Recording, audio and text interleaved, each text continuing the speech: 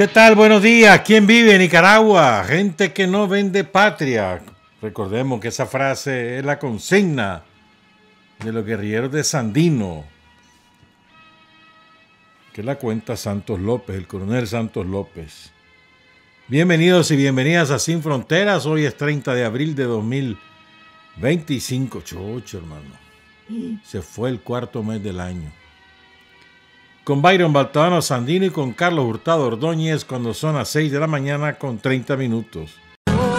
Porque es la naturaleza del imperialismo la que bestializa a los hombres, la que la convierte en fieras sedientas de sangre que están dispuestas a degollar, a asesinar, a destruir hasta la última imagen de un revolucionario, de un partidario de un régimen que haya caído bajo su bota o que luche por su libertad. Y recordemos siempre que no se puede confiar en el imperialismo, pero ni tantico, nada.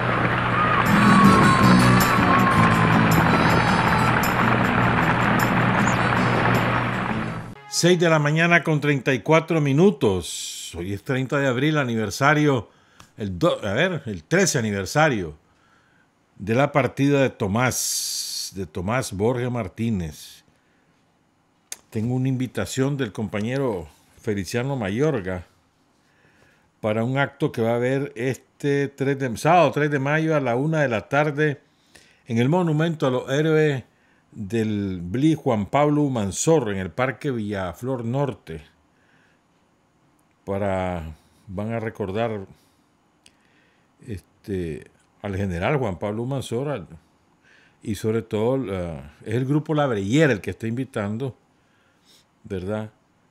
Y también recordar a los capitanes Armando Carrión y Carlos González, a todos los cachorros de la unidad de combate del BLI Juan Pablo Humansor. 3 de mayo a la 1 de la tarde, sábado 3 de mayo a la 1 de la tarde en el Monumento a los Héroes del Juan Pablo Humansor en el Parque Villaflor Norte.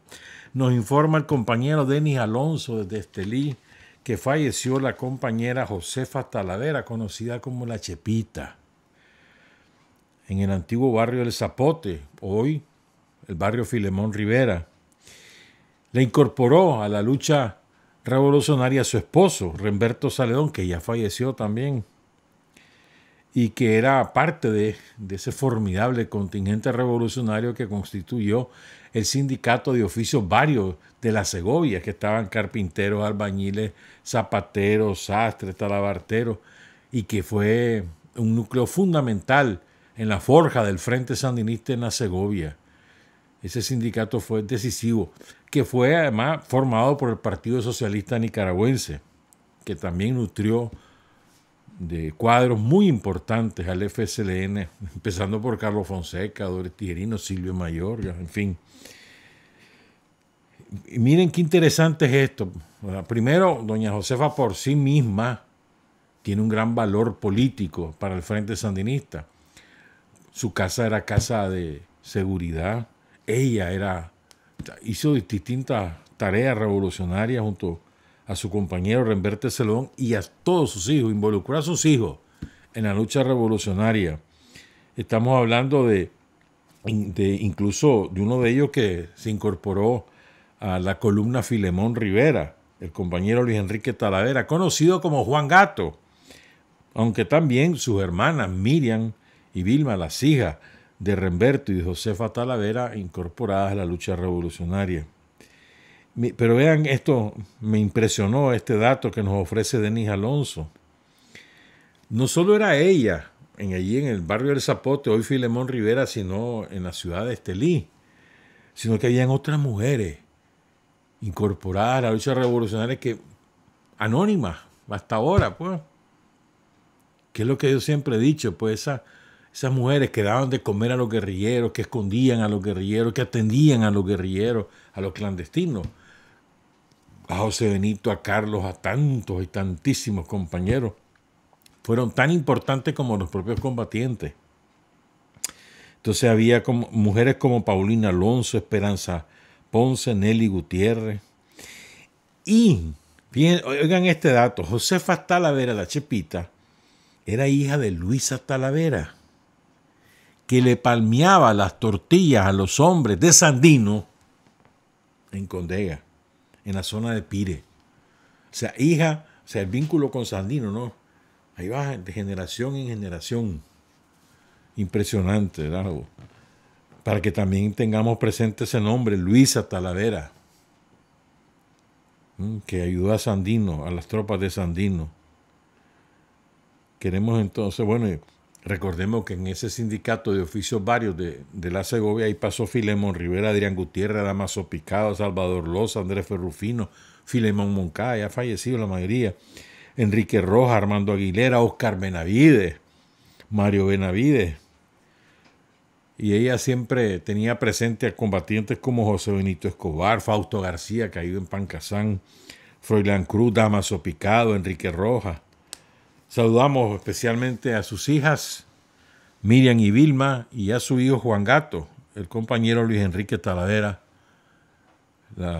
por el fallecimiento de su mamá, Josefa Talavera, el pasado 22 de marzo. Son las 6:39. Miren, hay cosas que hace la revolución todos los días del mundo, que para nosotros en las ciudades pasan, si no desapercibidos, no le damos la importancia que realmente tienen.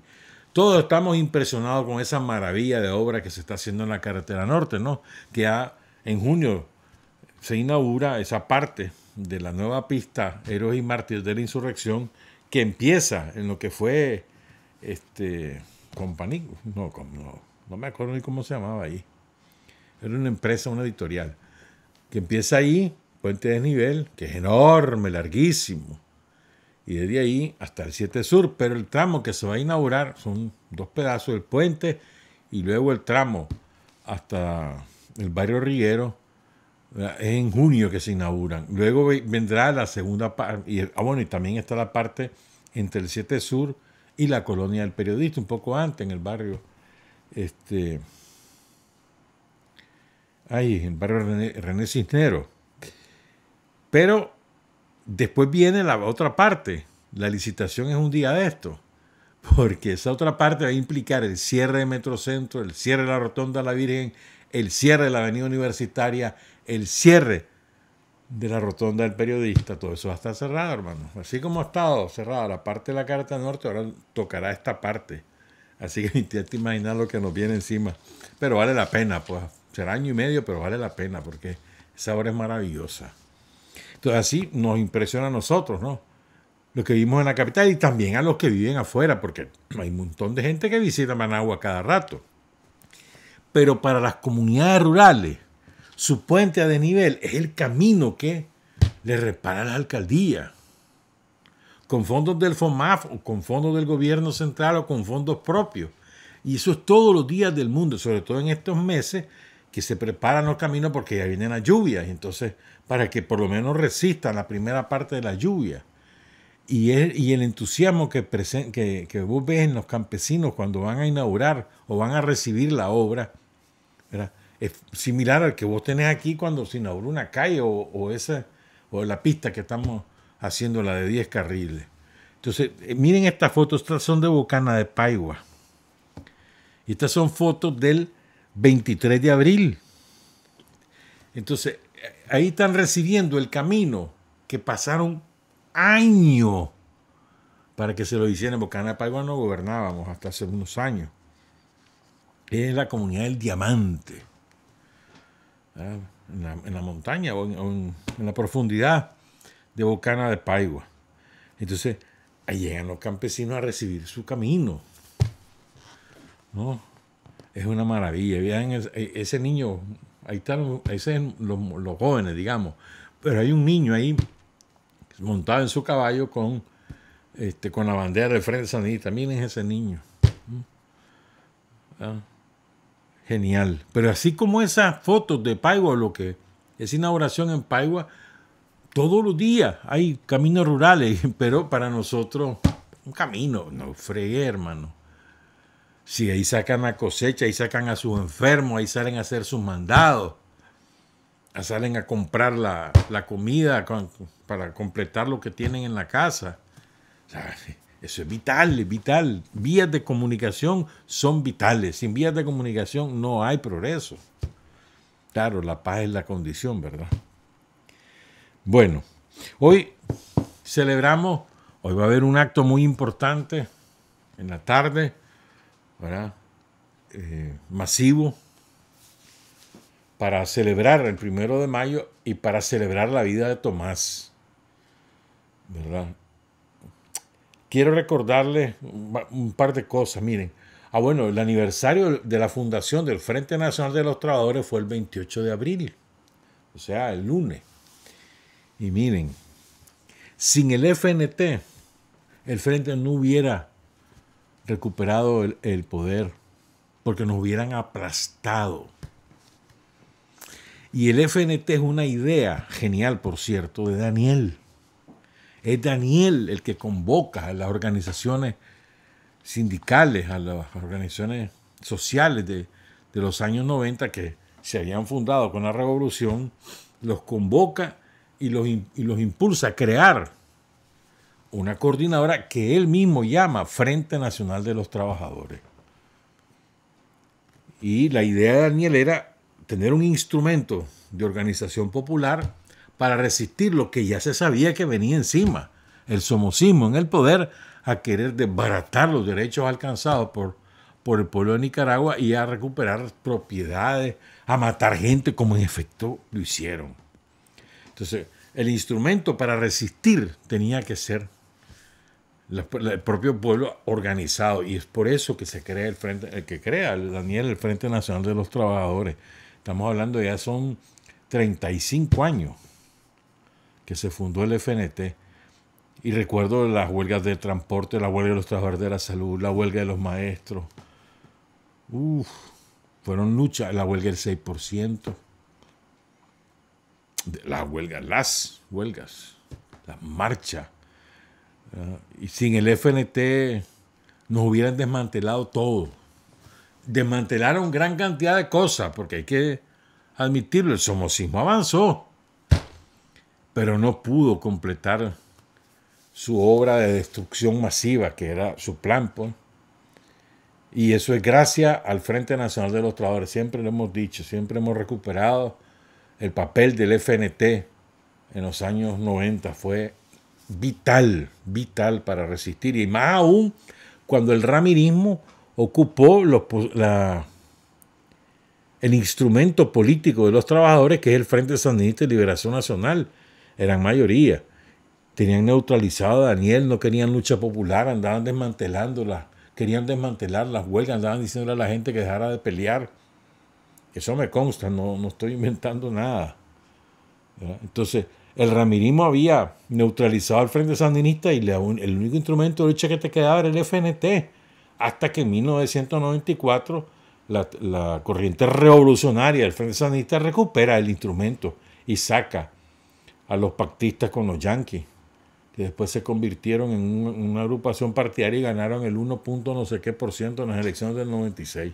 Eso es lo que representaban, ¿verdad? Entonces, esa es la importancia del FNT. Es vital. No podés entender la vida política de Nicaragua de los últimos 35 años sin el FNT. Incluso me recordaba el otro día un compañero, hombre, si el FNT es el que produce la bancada del Frente Sandinista del 2000, que se conquista en el 96, cuando nos robó las elecciones Alemania y Estados Unidos. Esa bancada es fruto del FNT, por ejemplo, pues. Entonces es importante también recuperar la historia y el protagonismo del FNT a lo largo de estos años. Y quería recordar también cuál es el origen del 1 de mayo, porque a veces se nos olvidan las cosas. 1 de mayo, y hay mucha gente, sobre todo las nuevas generaciones, que ignoran el origen del 1 de mayo. E ignoran que, por ejemplo, que aquí en Nicaragua se celebraban los 1 de mayo en la época de Somoza de manera semiclandestina. Me acuerdo que Gladys Baez, que en paz descanse, hizo una famosa marcha ahí en Juigalpa. La primera marcha por el 1 de mayo la organizó Gladys Baez, que venía del Partido Socialista también. La primera marcha por un 1 de mayo, la Gladys Báez en Huigalpa. Y aquí en Nicaragua recuerdo muy bien porque allá anduve. El 1 de mayo de 1978. ¿Verdad? Que se pasó por lo que hoy es la pista de héroes y mártires de la insurrección y se fue a los patios de Don Bosco y nos pegaron una cachimbiada, hermano. Balas, hubo varios muertos esa vez que los tiraron al cauce que hay por ahí por Don Bosco. Bombas lacrimógenas por doquier. O sea, creo que fue el último 1 de mayo con manifestación, el del 78.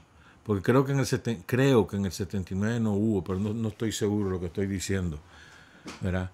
Pero sí, el Frente Sandinista siempre hacía acciones guerrilleras para el 1 de mayo, siempre. José Benito era un gran orador en la época clandestina. Daniel, el 1 de mayo del 65, si mal no recuerdo, fue el orador. 65, 64, por ahí va. ¿No? Es decir, estamos hablando que siempre el Frente Sandinista recuperó el significado del 1 de mayo en Nicaragua como una fecha importante para la conquista de derechos, porque no teníamos derechos. ¿Cuál es lo más importante para nosotros del 1 de mayo? Que estamos en el poder. ¿Se acuerdan de aquella canción, Trabajadores al Poder? Es que nosotros estamos en el poder. Los trabajadores en Nicaragua mandan. Y, y disponen de todos los instrumentos del Estado para defender su poder. Los instrumentos armados, Ejército de Nicaragua, Policía Nacional, Ministerio del Interior. Los instrumentos políticos, Frente Sandinista de Liberación Nacional, Estado de Nicaragua, a través de Daniel Rosario. Y el andamiaje jurídico, Constitución Política y las leyes responden a los intereses de las mayorías de los trabajadores de la Alianza, trabajadores campesinos, trabajadores en el sentido amplio de la palabra, no solo los trabajadores de zona franca o los trabajadores de la construcción, sino también los emprendedores que son también trabajadores, ¿no? Entonces, es muy importante esto, porque a veces se nos olvida que estamos en el poder. Los intereses de los trabajadores son los que gobiernan Nicaragua, son los que defienden Nicaragua. ¿Quieres un ejemplo? El derecho. A ver, nosotros luchábamos en aquellos tiempos por el derecho a la salud, por el derecho a la educación, por el derecho a que no te mataran en la calle por puro gusto, por el derecho a la libertad. Y hoy, todos esos son derechos conquistados y mucho más. Estaba leyendo ayer un discurso, lo voy a compartir con ustedes la próxima semana, ojalá que me acuerde. Un discurso de Daniel del 81, salvajada. De eso hace 44 años. Y vos ves hoy las mismas ideas del concepto de democracia y todo lo demás, ahí están reflejadas. Y se los voy a compartir la próxima semana. Entonces, es importante que asumamos con consecuencia, ¿verdad? El 1 de mayo para nosotros es también una fiesta porque estamos mandando, porque el poder defiende nuestros intereses, los intereses del pueblo de Nicaragua, que son los intereses de la patria. Entonces, el origen del 1 de mayo, pongan cuidado, miren, a ver, en esa Europa que se las pica de civilizada, viste el apagón. Qué rico, hermano. Pasaron como 18 horas sin luz por ahí, un poco más, en alguna zona. Resucitó Enrique Bolaño y se fue a vivir allá a España. ¡Pum! Apagones. Bueno, España y Portugal, porque toda la península ibérica y el sur de Francia también. ¿Y qué mano está detrás de ese apagón? La mano de las multinacionales, de la avaricia de los empresarios, Iberdrola, entre otros. Y van a ver, quizás nunca se sepa, pero son ellos los responsables de lo que ahí pasó. Pero bueno, el caso es que en esa Europa que se la da de civilizada, ¿cómo es que le dijo Borrell? El jardín. Un jardín sin luz, está bueno. Dale pues. Entonces, ahí había una explotación y misericordia. ¿Quieren entender el nivel de la explotación que había en Europa? Hay una obra maravillosa que se han hecho muchas películas a partir de ella, que se llama Los Miserables. Léanla. ¿Quieren entender lo que era la explotación? Bueno, hay muchas obras literaria, pero esa es una que obra cumbre de la literatura universal de Víctor Hugo, pues. Bueno, entonces, en Estados Unidos no era la excepción. Sobre la base de que se construyó o se acumuló la riqueza de unos cuantos en Estados Unidos, de la explotación y misericordia de los trabajadores estadounidenses, que la inmensa mayoría eran inmigrantes. Por ejemplo, el ferrocarril en Estados Unidos, que se construyó de costa a costa y se acabaron los problemas con las diligencias. El ferrocarril, vos no entendés, el ferrocarril en Estados Unidos sin los chinos, porque habían millones de chinos que emigraron a Estados Unidos y los pusieron a trabajar al ferrocarril y murieron millones haciendo el ferrocarril. En serio. Por ejemplo, pues, pero después los irlandeses, muchos europeos, sobreexplotados, trabajaban 16 horas diarias, lunes a sábado, ganando una miseria en condiciones deplorables, sin derecho a nada. Esperanza de vida, 40 años, máximo. Estas eran condiciones de esclavitud, como decía muy bien Karl Marx, ¿no? Que la venta de tu fuerza de trabajo es una esclavitud encubierta.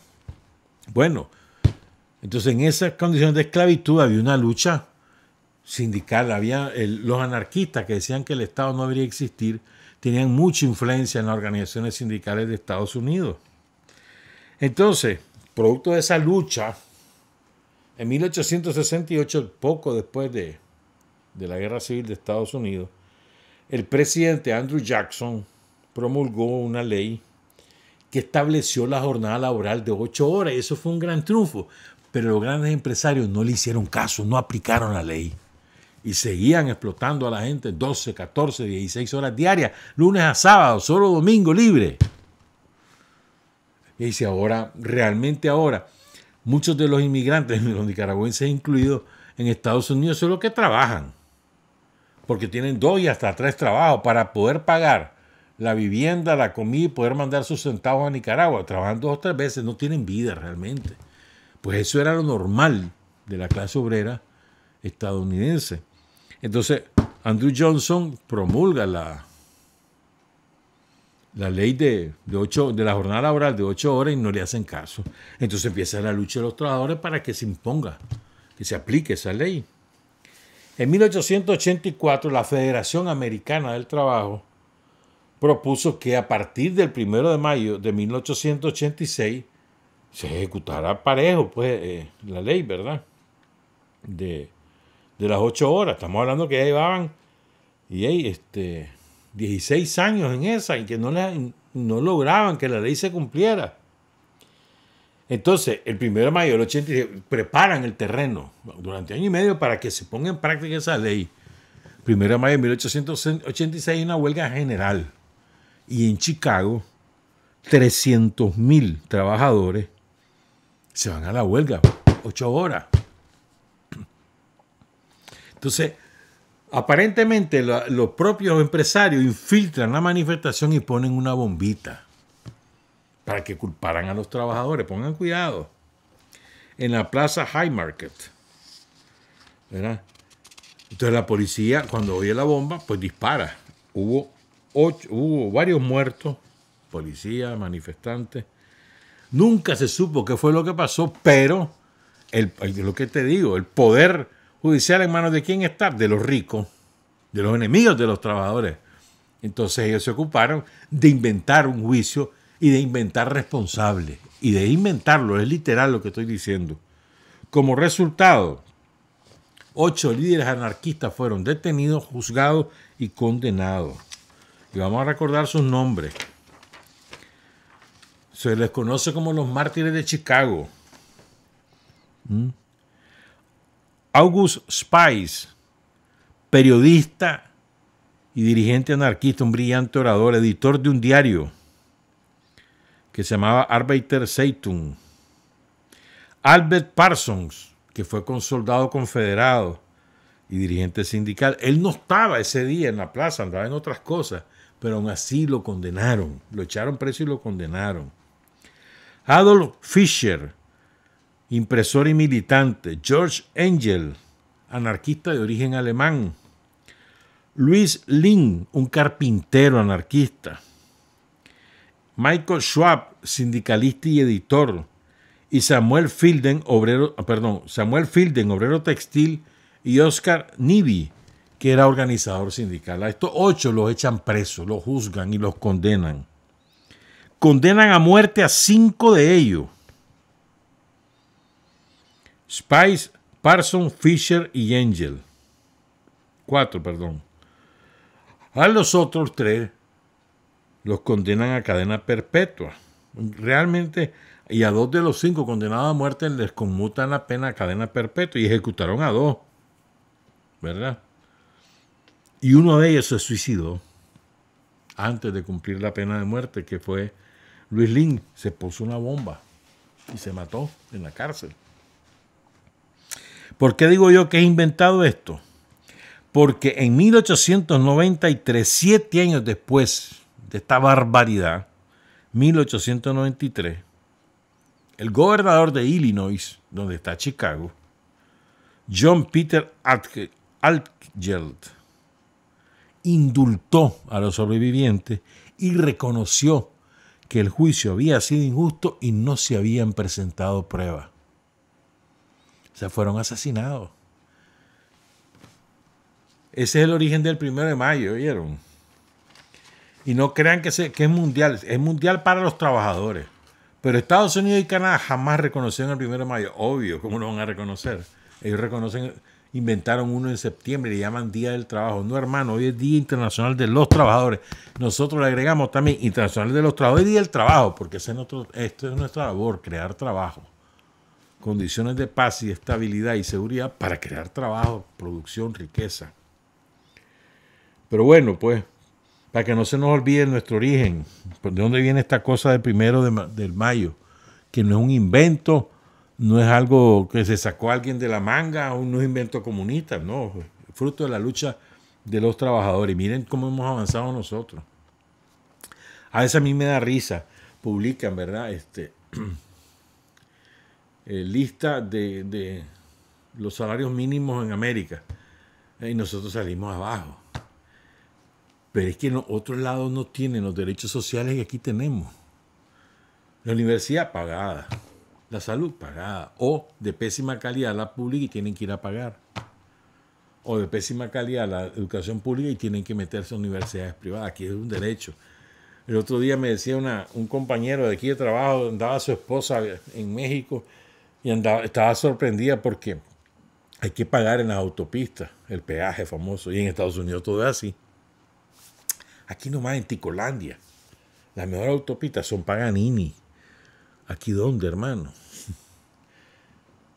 Todo lo asume el Estado.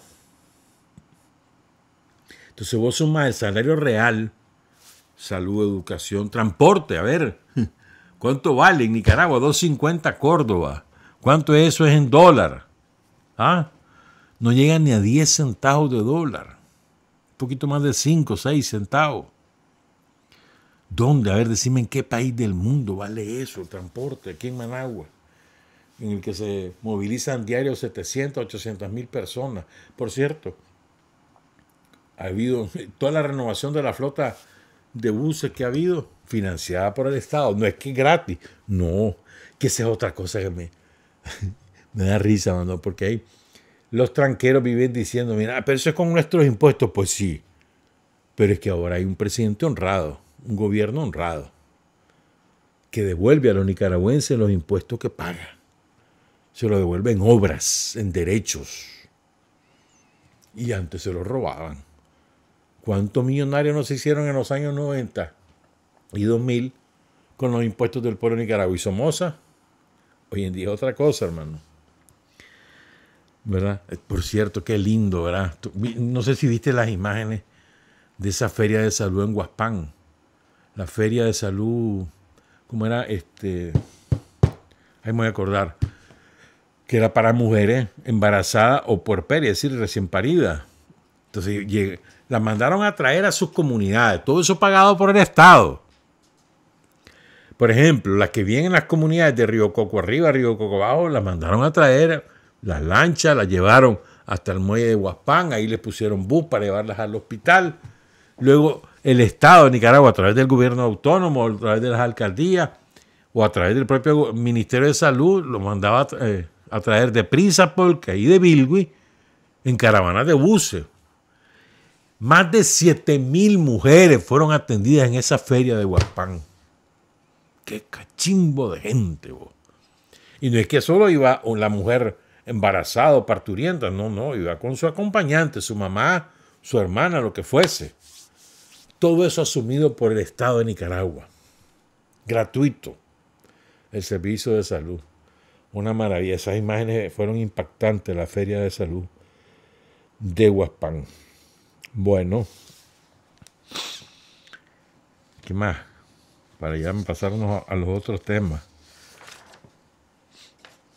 Sí, es que quiero hablar largamente quiero hablar de Vietnam, porque hoy es un día sumamente importante para la historia del movimiento revolucionario mundial de liberación nacional del mundo.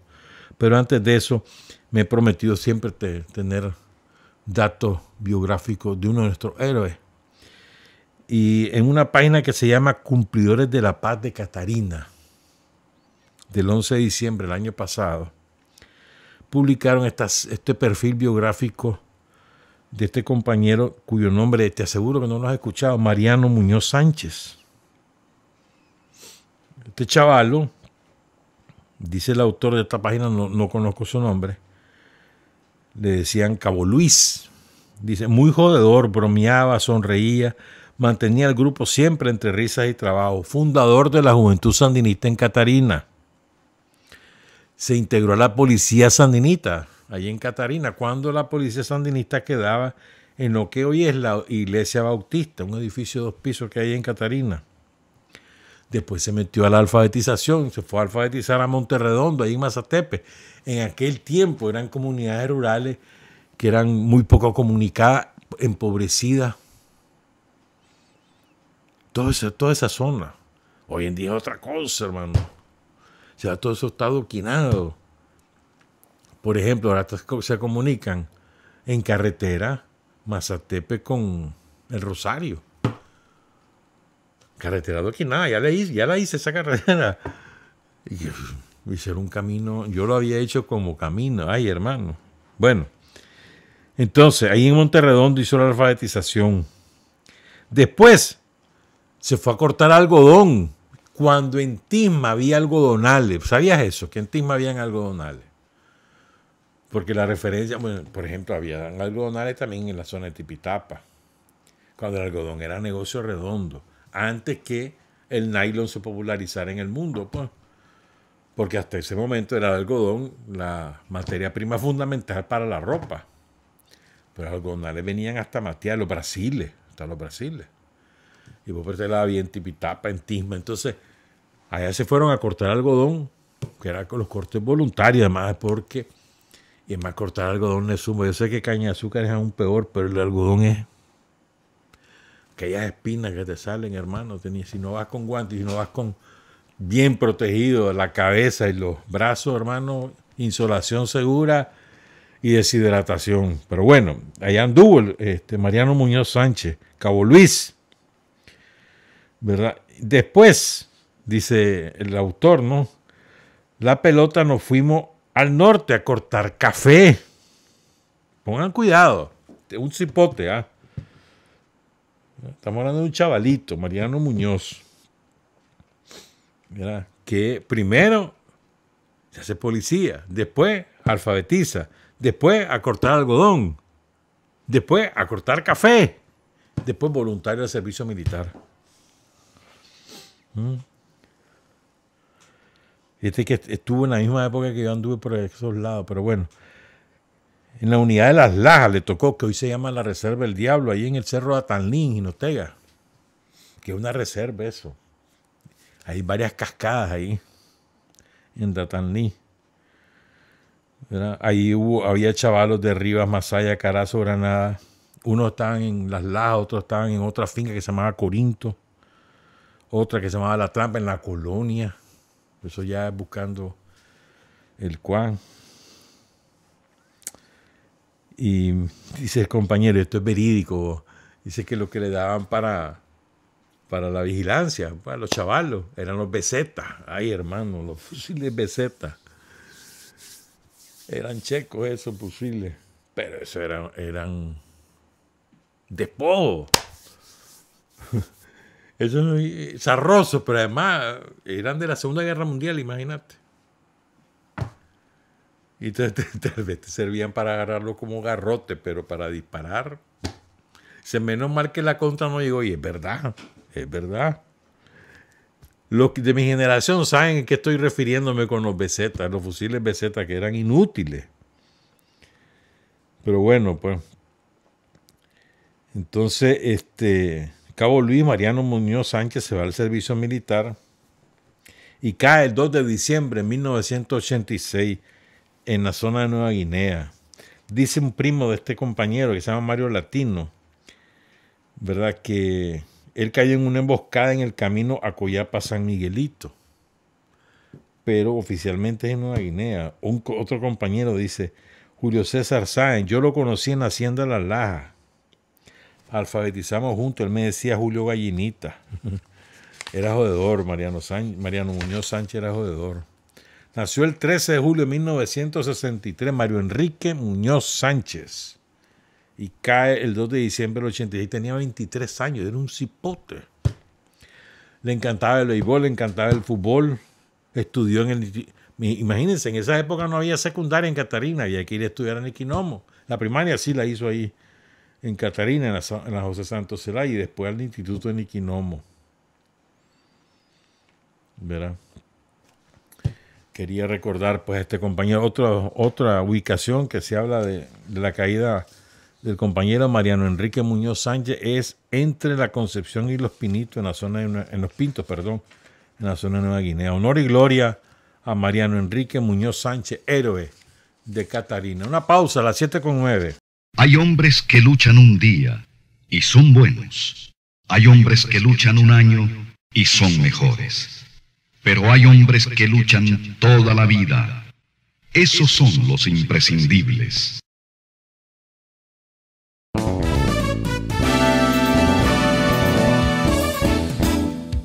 Sin fronteras para decir la verdad. Sin fronteras, trabajar, avanzar, combatir, vencer. Sin fronteras.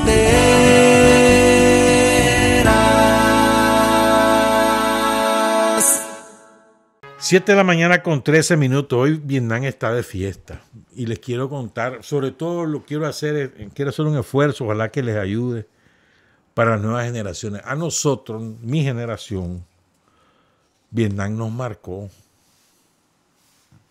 Vos no podías entender la lucha revolucionaria de los años, voy a ir atrás, 50, 60 y 70, sin tomar en cuenta a Vietnam.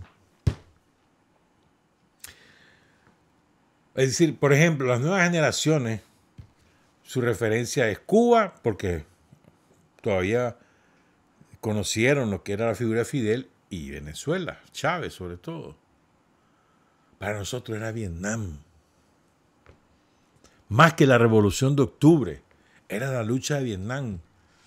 Más que la lucha de liberación nacional en África, que eran un montón, Angola, Argelia, Zimbabue, Sudáfrica, era Vietnam.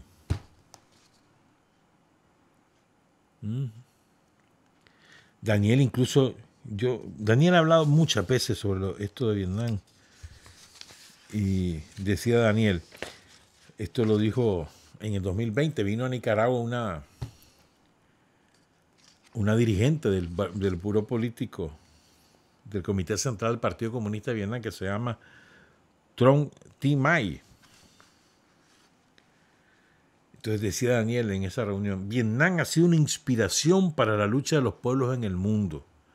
Y en nuestro caso, en el caso de Nicaragua, nuestras relaciones trascienden a lo que son las relaciones formales.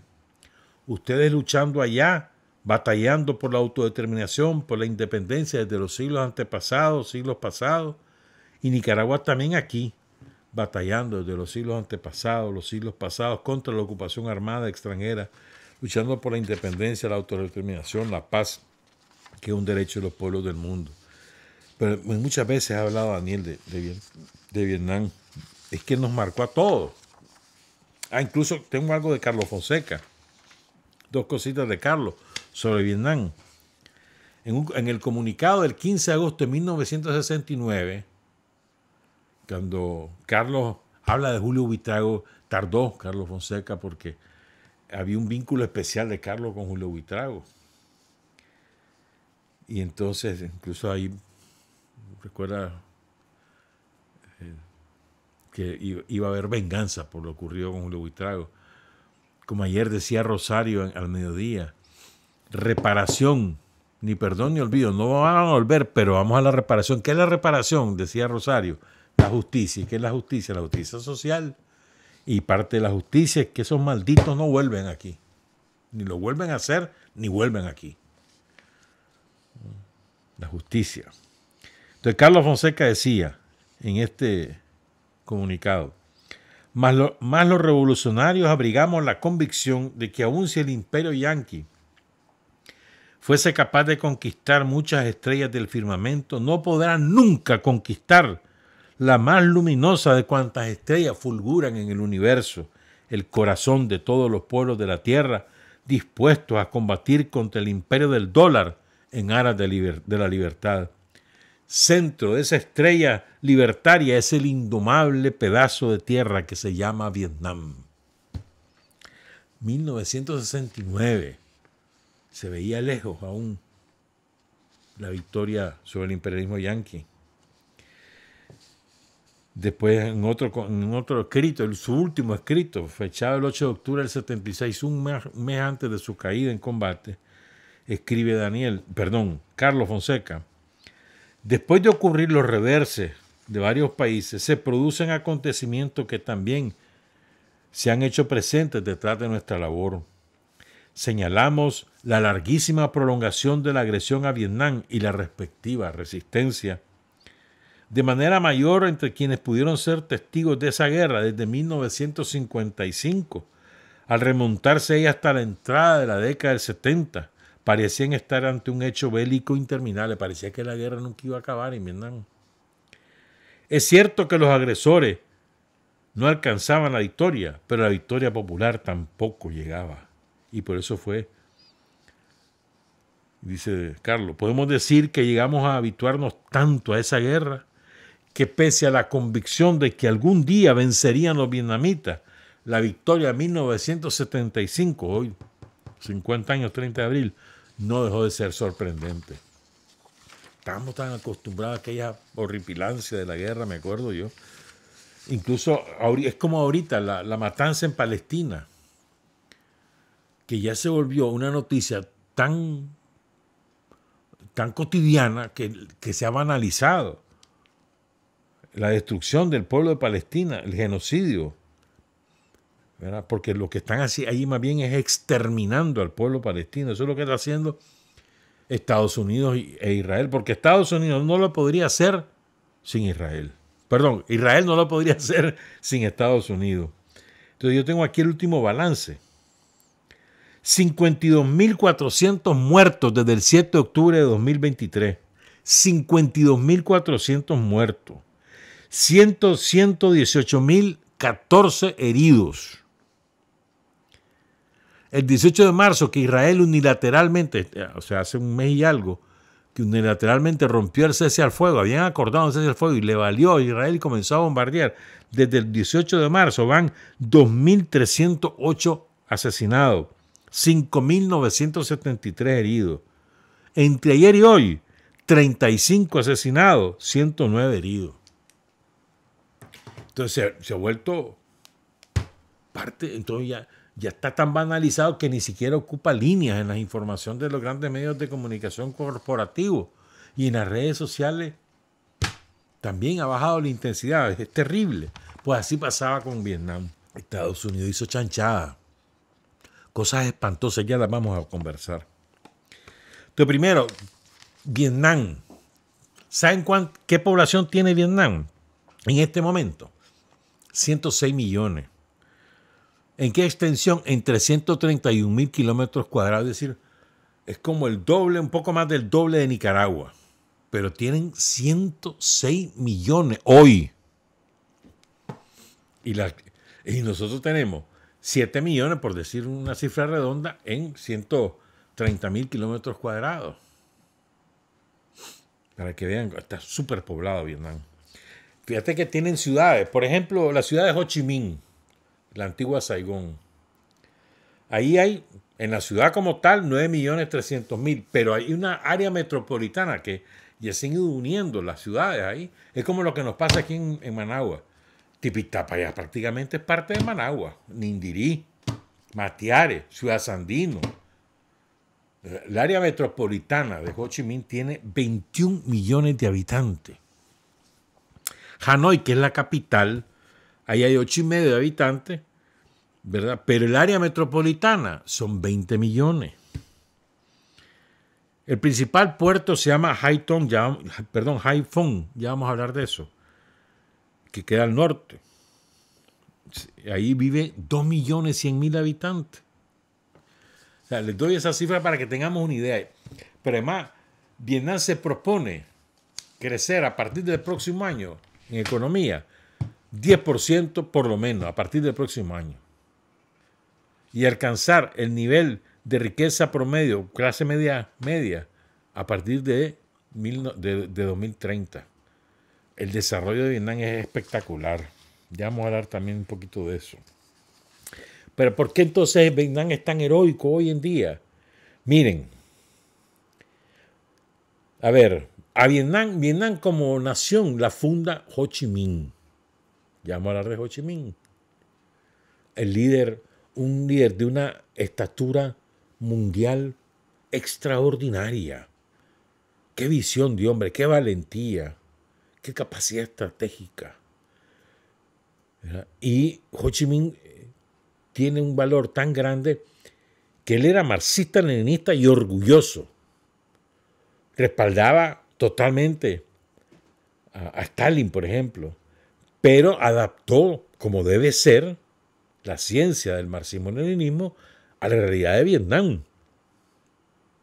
No es como debe ser, pues no es que es mecánicamente, no. Como era una ciencia, bueno, estudió esa ciencia y aplicó la ciencia de materialismo histórico a la realidad de Vietnam. Ho Chi Minh. Entonces, ¿qué pasa? A los vietnamitas se les conocía como los anamistas. Nadie les decía vietnamita. Y había una enorme cantidad de vietnamitas viviendo en Europa. Eran los esclavos de Europa. Pero enorme. Entonces, fíjense. Japón. A ver, Francia se apodera de Indochina, de toda la península de Indochina. Camboya, Laos, Vietnam. Y después viene Japón en la Segunda Guerra Mundial, aprovechando que Hitler tiene un gobierno títere en Francia, el gobierno de Vichy. Era un títere. O sea, Hitler invade Francia y en Francia hubo 2 o 3 días de resistencia y se acabó, se rindieron frente a Hitler. Y andan diciendo babosadas sobre Rusia y la Unión Soviética, no frieguen. Pero bueno, pues. Entonces, aprovechando que un aliado de Hitler es el gobierno de Francia, entonces viene Japón e invade Vietnam con el propósito, sobre todo, de saquear la riqueza agrícola de Vietnam para dar comida a los soldados de Japón. Ese era su principal objetivo. Y claro, también el objetivo estratégico de ocupar de la expansión del imperialismo japonés. Entonces, para que vean desde dónde viene este pueblo, hermano. Entonces, los japoneses vienen y además que se roban, invaden en el 1940. Además de que invaden y Francia, que estaba de potencia colonial, no ofrece resistencia, sigue administrando teóricamente el territorio de lo que conocemos como Vietnam, pero Japón se ocupa de la economía y demás. Y entonces vienen los japoneses, se robaban en la gran parte del arroz, que era el principal producto de alimentación del pueblo de Vietnam. La otra parte se la robaban los franceses y un puchito le quedaban a los vietnamitas. Y los obligaron a sembrar y a cultivar y cosechar productos que le eran útiles a los soldados japoneses, a la industria militar japonesa, como el yuste, que se usaba como materia prima para los uniformes militares. ¿Ya? Entonces, además que le robaban el arroz, después sustituyeron grandes extensiones de cultivo de arroz por el yuste. Entonces no había. Como resultado, hubo una hambruna, hermano. Pongan cuidado en esto. Una hambruna horrenda. Y además les caen 2 o 3 tifones a los vietnamitas. Entonces hay inundaciones, pierden, las pocas cosechas que tenían se pierden por las inundaciones, sobre todo a finales del 44 y principios del 45. Entonces, en esa hambruna, ¿saben cuántos murieron? Se considera la peor hambruna de la historia de Vietnam. Entre 500,000 y 2 millones de vietnamitas murieron. Ho Chi Minh dijo en su discurso cuando funda la República de Vietnam que fueron 2 millones. Pongan cuidado. Vos sabés lo que es morir de hambre. Aquí lo supimos en Nicaragua con Somoza. ¿Saben quiénes saben lo que es el hambre? Los que alfabetizaron cuando se fueron a las montañas y vieron lo que era el hambre. Pero bueno, me voy a Vietnam de nuevo. Entonces, vos sabés lo que es ver morir de hambre a la gente. Para que lleguen a ser 2 millones de muertos de hambre. En un año. ¿Cómo sería el hambre que las familias vendían a sus hijos? Pero además, la gente que tenía unos pocos centavos no tenía dónde comprar, porque los malditos franceses tenían las redes de distribución y no dejaban. Entonces, lo poco que había para vender estaba carísimo, fuera del alcance. Entonces, vos sabés lo que, a ver, pues no digamos que 2 millones, pues partamos la diferencia entre 500,000 y 2 millones. 1.300.000 vietnamitas murieron de hambre. De ahí viene Vietnam. Hoy uno de los tigres del desarrollo. Después, bueno, entonces, Ho Chi Minh. Bueno, no quiero adelantarme. Pero después vino la guerra contra Japón. Bueno, la guerra contra Francia, que termina con la famosa batalla de Dien Bien Phu. 2 millones murieron por hambre y asesinados por Japón. En la guerra contra Francia, mueren entre 300,000 y 1 millón entre 1946 y 1954. En la guerra contra Estados Unidos, 4 millones asesinados. ¿Estás hablando de cuánto, hermano? Estás hablando de aproximadamente 7 millones de muertos entre 1940 y 1975. De ahí viene Vietnam. ¿Verdad? Pero quiero hablar de Ho Chi Minh porque Ho Chi Minh, como te decía, es una maravilla. Fíjense. ¿Qué significa Ho Chi Minh? Vos sabés que Ho Chi Minh es el seudónimo. Ese no es su nombre, es su seudónimo. Y Ho Chi Minh significa el que ilumina.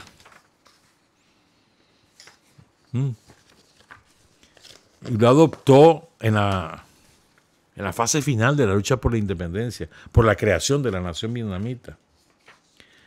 Pero bueno, Ho Chi Minh nace con el nombre de... a ver, esperadme. ¿Qué se me hizo ese dato? De Nguyen Sinh Cung. Así nace. En 1890. ¿Saben qué fecha? El 19 de mayo.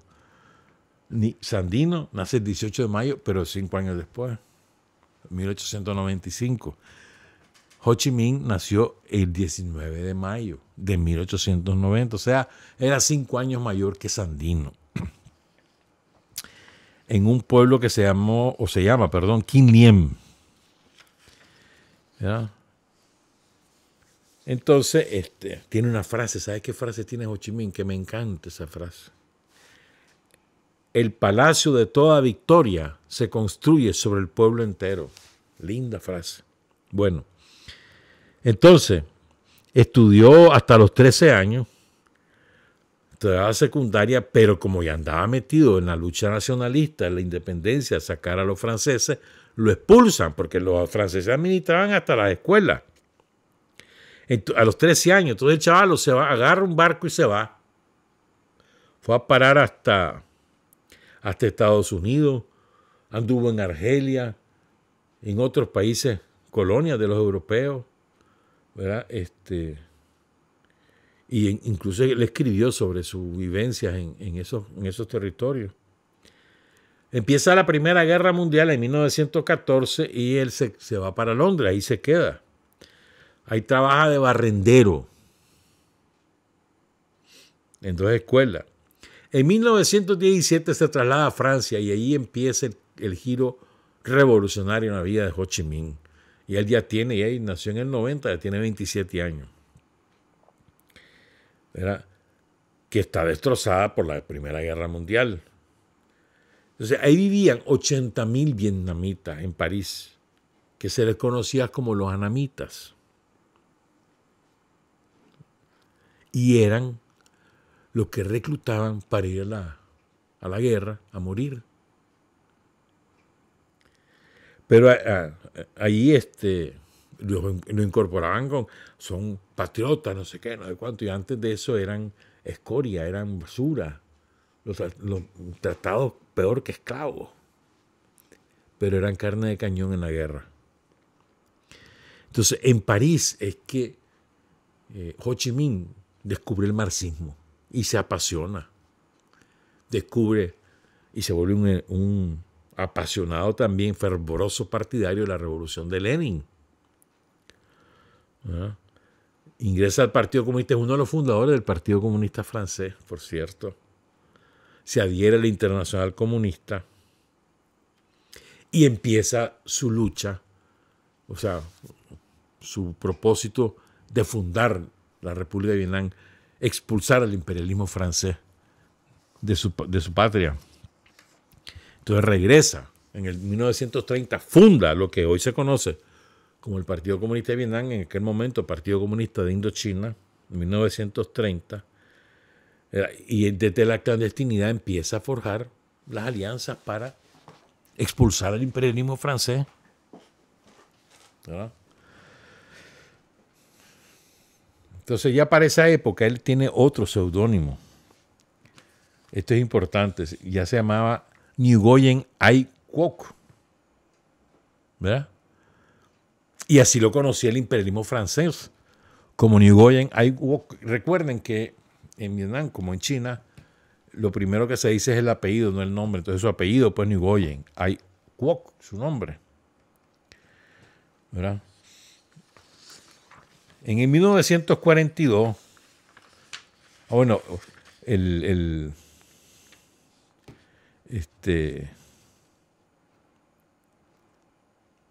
1942, bueno, China fue muy importante para Ho Chi Minh.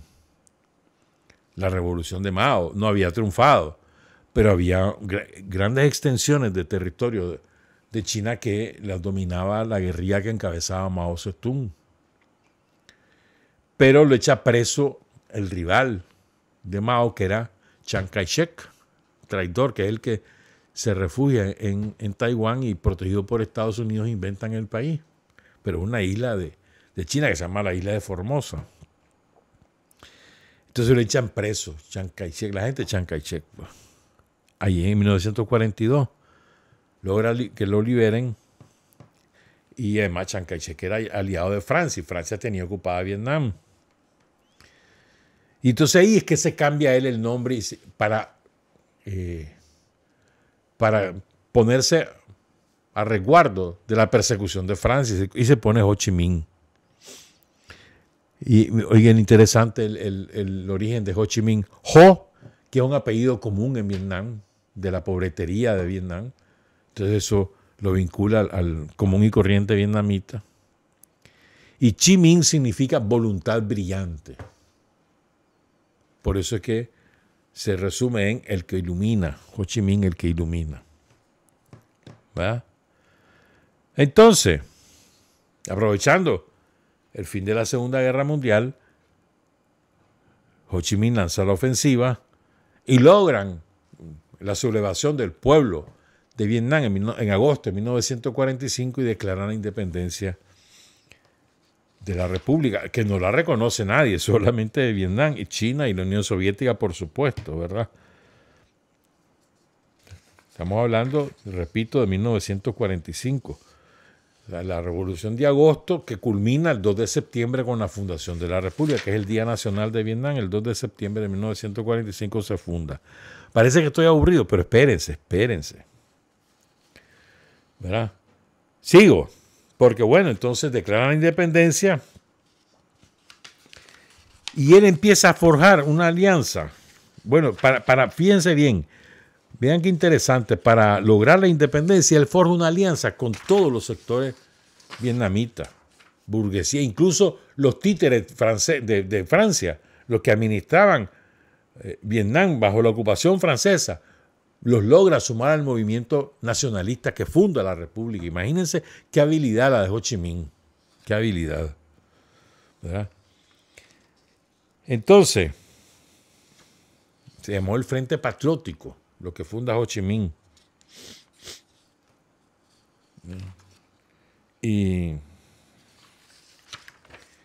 entonces vienen los franceses en venganza, porque ya Ho Chi Minh logra la victoria, se declara la independencia, lanzan una embestida militar respaldados por los yanquis, atacan Hanoi y logran avanzar desde el sur hasta que son derrotados por el pueblo de Vietnam en la batalla de Dien Bien Phu. Y entonces se ve obligada a Francia a reconocer la independencia de Vietnam. Además están los acuerdos de Ginebra que el mundo entero pues reconoce la independencia de Vietnam. Entonces vienen los yanquis, como malditos como siempre, y para frenar al comunismo invaden el sur de Vietnam y declaran otro Vietnam diferente a la República de Vietnam que había fundado Ho Chi Minh. Estoy hablando que metieron ahí centenares de miles de hombres en Vietnam del Sur. Y inventan esa república como habían hecho en Corea, que inventaron Corea del Sur. Y entonces empieza la lucha ahora contra el imperialismo yanqui. Ya derrotaron a los japoneses, ya declararon la independencia, ya derrotan a los franceses. Fíjense bien. Y vienen los yanquis y se meten a Vietnam y ocupan más de la mitad del territorio. Además, la mitad sur del territorio, que es la de mayor riquezas. Miren qué malditos los yanquis. Y empieza una guerra espantosa, espantosa. Lo que hicieron los yanquis en Vietnam no tiene nombre. Hitler se les queda chiquito. Usaron el napalm. Ahí la famosa foto de la niña, ¿se acuerdan? Ahí la tenemos. La famosa foto de la niña que se desnuda cuando es rociada por el napalm que la está quemando. Entonces ella se desnuda, tenía como 13, 14 años, y va huyendo del bombardeo. Es esa foto, vean esa foto. Miren qué espanto eso. Miren esos niños. Y atrás vienen los soldados yanquis. Eso que se ve atrás es el humo del napalm en esa foto. Esa foto le dio la vuelta al mundo, ganó un premio, el Pulitzer, qué sé yo. En el 66 es eso. Esa niña vive. Tiene como unos 65 años, una profesional muy destacada y en Vietnam muy respetada. Pero eso fue lo normal en Vietnam. Eso fue espantoso. Perdón. ¿Verdad? Entonces, pero me acuerdo, hay un discurso de Ho Chi Minh, yo me acuerdo de haberlo leído hace muchos años. Hay un discurso de él me acuerdo bien por la fecha, 17 de julio de 1966. Fíjense, como Estados Unidos no podía vencer a los vietnamitas, hacían la guerra, bombardeaban, destruían puertos, aeropuertos, carreteras, barcos, pueblos enteros, y nada, que se rendían los vietnamitas. Entonces lanzan una ofensiva masiva de bombardeos aéreos contra las dos principales ciudades de Vietnam del Norte. El Vietcong, le decían, que eran Hanoi y el puerto famoso. ¿Verdad? Y además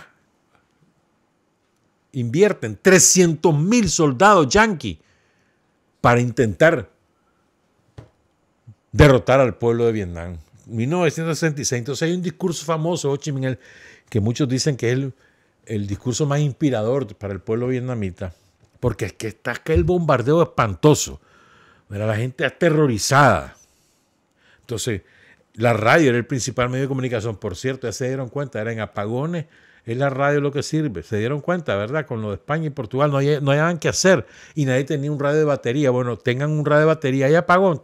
La radio funciona, bueno, hay plantas en la radio, pero bueno.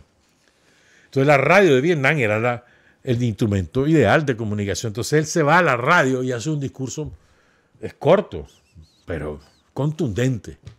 Dice, los estamos derrotando, nos están haciendo esta barbaridad, pero los estamos derrotando. Y vámonos, hay que seguir, hay que sacarlo. O sea, moralizando al pueblo de Vietnam. Fue maravilloso ese discurso, ¿verdad? Y siguió la guerra, y siguió la guerra. Pero al mismo tiempo, esa guerra, esa atrocidad que hace Estados Unidos contra Vietnam, es la que conforma el movimiento pacifista más importante de los últimos 50 años, o más, de los últimos 70 años, que cunde en Estados Unidos.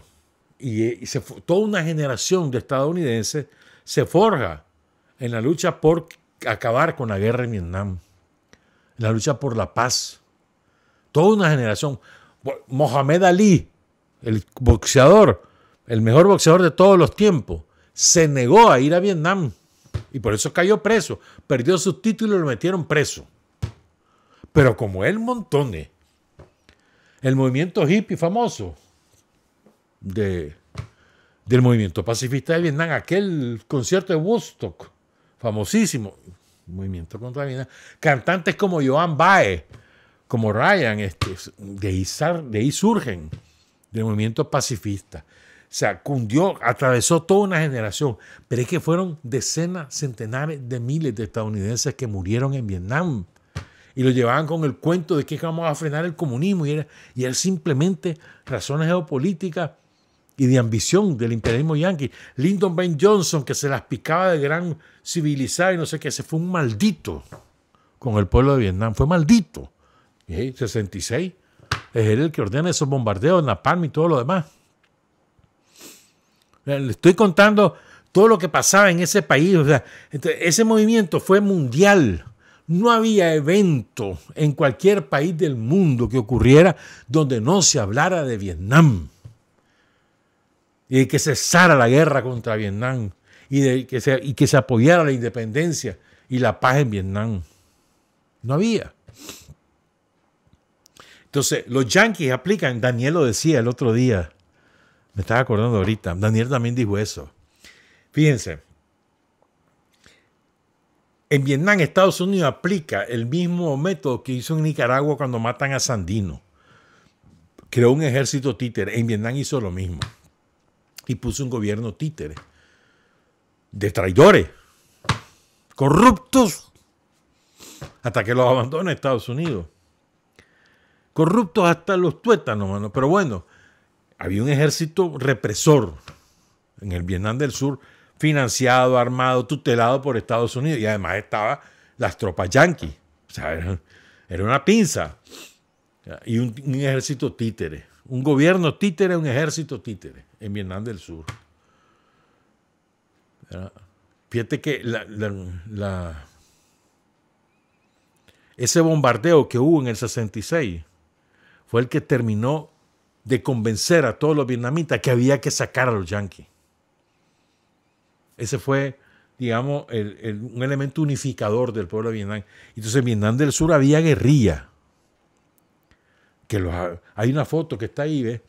Una foto donde está un maldito pegándole un tiro a otro. Esa es una foto famosísima porque el que está con la pistola era el jefe de la policía de Vietnam del Sur. Y al que están matando era uno de los líderes de la guerrilla clandestina en Vietnam del Sur. Esa fue una foto famosísima. También ganó un premio ahí en Gringolandia. Ese que está ahí con la pistola era el jefe de la policía. Y el otro era un guerrillero vietnamita del sur que respaldaba la independencia y la expulsión de los gringos. Así pues, como ese crimen, como lo que pasó aquí con Bill Stewart, ¿te acordás? El periodista gringo con Somoza.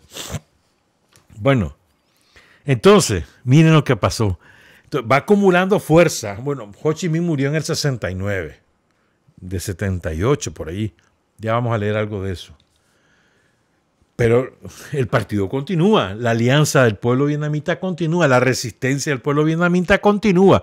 Murió Ho Chi Minh, pero no murió la revolución en Vietnam. ¿Verdad? Entonces, hicieron una cosa extraordinaria los vietnamitas.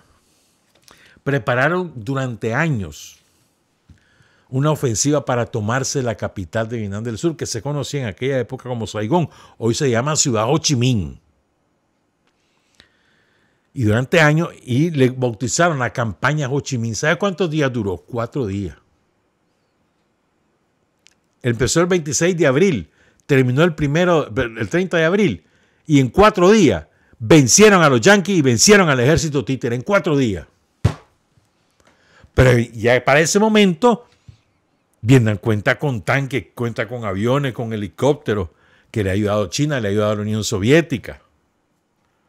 O sea, ya es otra cosa. Pero en 4 días sacaron a los yanquis de Vietnam del Sur. Hay fotos famosísimas. Cuando se van montando a los barcos, se van montando a los helicópteros, van saliendo de la embajada, huyendo todos los títeres, los traidores y los gringos. Entonces, esa foto y lo ocurrido hace hoy 50 años cimbró al mundo entero. Vietnam venció a los gringos. Y a nosotros en Nicaragua nos dio un impulso moral enorme. Fíjate que una de las virtudes de Ho Chi Minh es que siempre estuvo convencido de la victoria, nunca dudó de la victoria y de la fuerza del pueblo de Vietnam. No recuerdo, sino que comparo con lo que era Carlos Fonseca aquí. Siempre confió en la victoria, con lo que ha sido Daniel durante todos estos años. Daniel siempre está confiado en que vamos a vencer, siempre te lo dice. Confianza infinita en la fuerza del pueblo de Nicaragua, Daniel. Confianza infinita en el pueblo vietnamita, Ho Chi Minh. Siempre, siempre, siempre. O sea, la convicción de la victoria. Eso es tan importante como luchar. Si no estás convencido, vas a perder. ¿Ya? Esto es sumamente importante. Fíjense, a ver, ya no va a dar tiempo de leer esto, pero sí quiero leerles esta parte. Los franceses que se la dan de muy civilizados, ¿verdad? Que la Revolución Francesa en 1789, que libertad, igualdad, fraternidad.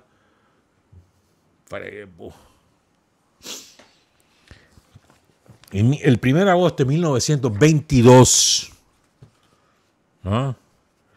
Cuando Ho Chi Minh todavía no es Ho Chi Minh, es un hombre en formación revolucionaria, él escribía mucho. Escribió en un periódico de París que se llamaba Le Paria, La Patria. Y oigan esto, este relato es escalofriante.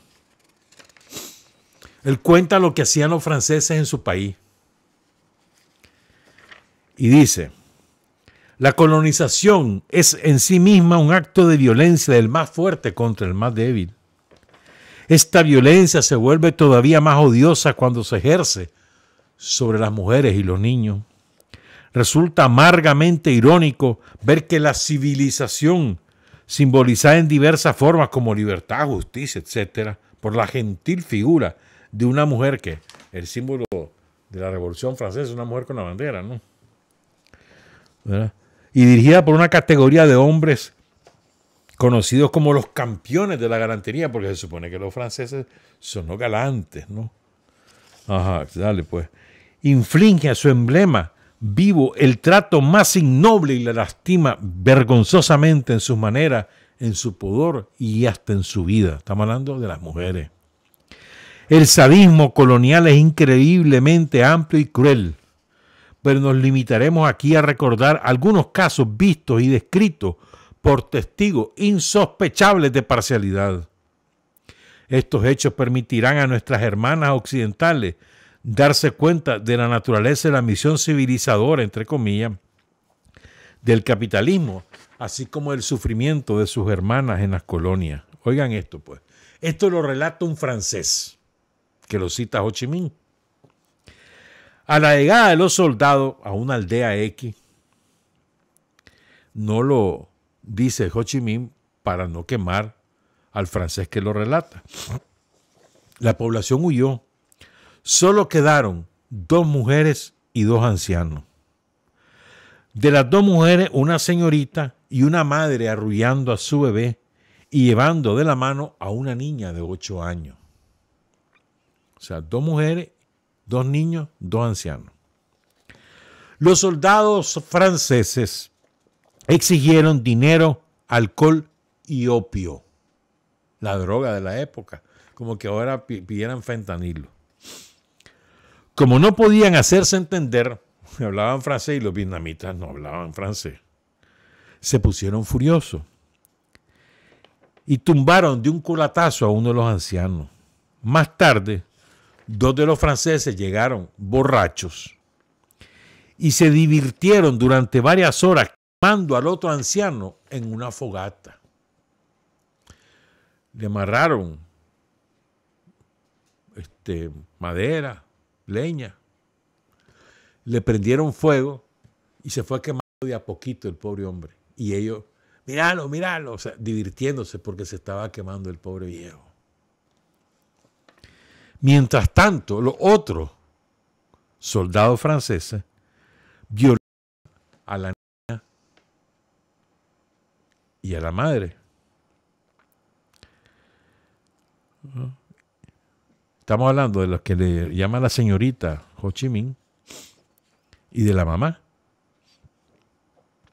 que llevaba de la mano a la cipota de 8 años. Entonces violan a la muchacha, violan a la madre y después violan a la niña de 8 años. Cuando ya se hartaron, asesinan a la niña. La mamá pudo escapar con su bebé y se esconde en un matorral a unos 100 metros. Pero vio a la muchacha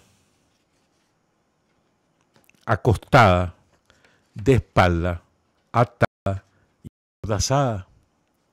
Y a uno de los hombres de los soldados franceses que hundía lentamente, varias veces, la bayoneta en su estómago y después la sacaba con lentitud. O sea, la hundía al suave y después la sacaba al suave, que al sacarla es igual el dolor. Una y otra vez. Una muchacha. Eso eran los franceses. Luego, cuando vio que tenía un anillo, la muchacha cortó el dedo para sacarle el anillo. Y luego tenía un collar, la muchacha. Entonces, cabeza para sacar el collar. Todo esto contado por la mamá que logró escapar con su bebé. Quedaron los 3 cuerpos sobre el suelo de un antiguo pantano. Nuda la joven con el brazo izquierdo erguido, apretando sus puños hacia el cielo indiferente, y el anciano desnudo como los demás, desfigurado, quemadura. Eso es lo que hacían los franceses.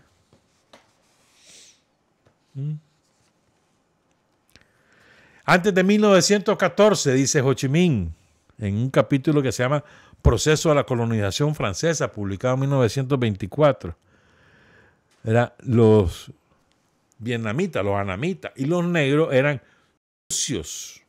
Los sucios negros, los sucios anamitas, antes de la Primera Guerra Mundial.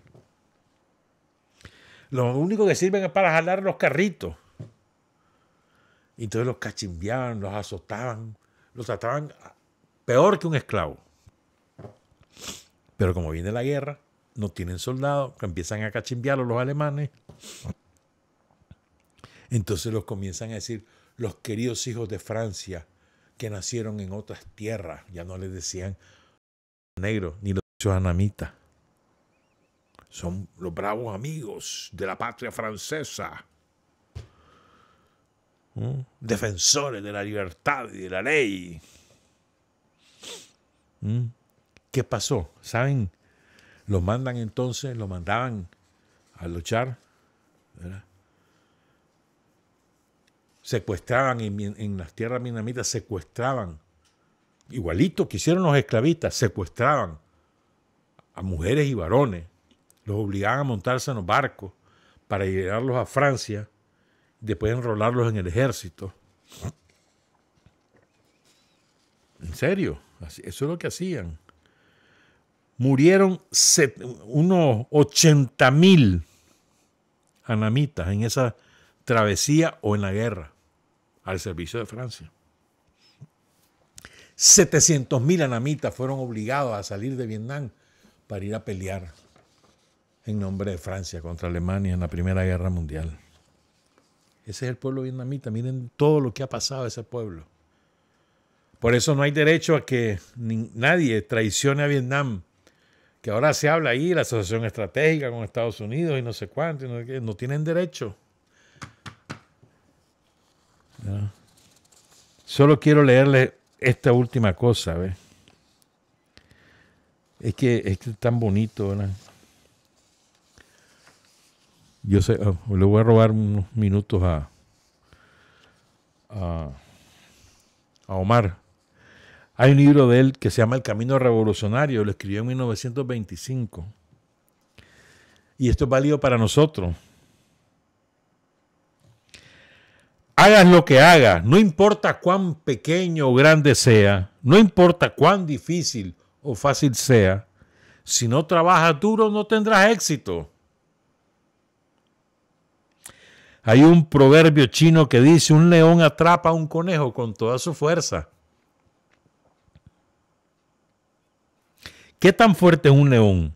Si es difícil atrapar conejos, todavía tienes que usar todas tus fuerzas y mucho más para hacer grandes cosas, como para liberar los grilletes de los esclavos, para el pueblo, para la humanidad. Si no haces tu mejor esfuerzo, ¿cómo lo vas a hacer? Pero lo que más yo quería leer, compartirles es esto. Miren qué manera más sencilla de decir lo que es revolución. Me acordé de la frase de Fidel. Revolución es cambiar todo lo que debe ser cambiado. ¿Te acordás? Un 1 de mayo. El 1 de mayo de 2000, creo. Lo dijo Fidel en la Plaza de la Revolución. Entonces dice Ho Chi Minh, la revolución es romper lo viejo para cambiar a lo nuevo, destruir lo malo para cambiar a lo bueno.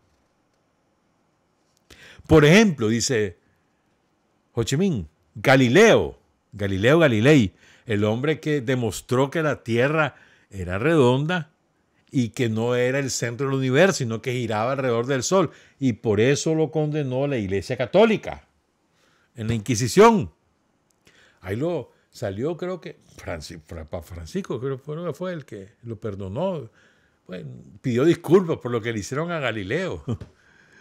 Una barbaridad, pero bueno. Entonces, Galileo, dice Ho Chi Minh, fue un científico revolucionario. Cuestionó y resquebrajó, especialmente en su obra, El diálogo sobre los sistemas del mundo, los principios sobre los que hasta ese momento se había sustentado el conocimiento, e introdujo las bases del método científico, que a partir de entonces se fue consolidando. Recuerden, hasta ese momento, hasta Galileo, la humanidad europea, porque no se sabe lo que pensaban los africanos, la humanidad europea decía que el centro del universo era la Tierra, que era plana, había un abismo al final. Los inteligentes, ya los mayas sabían que la Tierra no era el centro y que además que la Tierra no era plana, ya los mayas lo sabían. Otro ejemplo que da Ho Chi Minh, para explicar lo que es revolución. George Stephenson fue un mecánico revolucionario. Porque en el pasado solo se podía caminar y montar en un carruaje tirado por caballo. Y él logró adaptar la locomotora de vapor, que no la había inventado él, ya se había inventado, pero no lo habían logrado correr. Entonces él logra que la locomotora de vapor corra sobre rieles. Él inventó eso. Él es un revolucionario, dice. Charles Darwin. Quien no haya oído, Charles Darwin está mal. El origen de las especies. Charles Darwin es un revolucionario, dice. En el pasado, dice Ho Chi Minh, nadie entendía la bioquímica de todas las cosas. Él descubrió por qué existía tal bioquímica. Estamos hablando que la obra de Darwin es estudiada por los bioquímicos, ¿verdad? Y otro revolucionario que cita Ho Chi Minh, Karl Marx, estudia claramente de dónde viene el capitalismo, el imperialismo, la lucha de clases, cuál es su historia, cómo sucede y cuáles serán sus resultados. Y él, Ho Chi Minh, antes, cuando ya él tiene 78 años, él ya se siente cansado y enfermo, sabe que va a morir pronto, entonces deja su testamento político. Y entre otras cosas, él no pide que le hagan un gran funeral, porque eso desperdicia el tiempo y el dinero del pueblo. Y dice, finalmente a todo el pueblo, a todo el partido, a nuestros camaradas, a todo el ejército, a mis sobrinos y sobrinas, porque él decía que los niños, los jóvenes de Vietnam eran sus sobrinos. Por eso se le conoce como el tío Ho en Vietnam. Les dejo mi amor ilimitado. Mi mayor deseo es que nuestro partido y nuestro pueblo, uniendo estrechamente sus esfuerzos, construyan un Vietnam pacífico, reunificado, independiente, democrático y próspero, y que hagan una contribución valiosa a la revolución del mundo. Deseo cumplido. Así es Vietnam ahora, y ojalá que nunca sea deshonrado ese legado de Ho Chi Minh. Honor y gloria al pueblo vietnamita, ejemplo mundial de resistencia y victoria, unidad, firmeza, ideología propia, partido organizado, ejército, fuerzas armadas, y ahí está. Ese es el ejemplo de tantos ejemplos, pero esa fiereza jamás se rindieron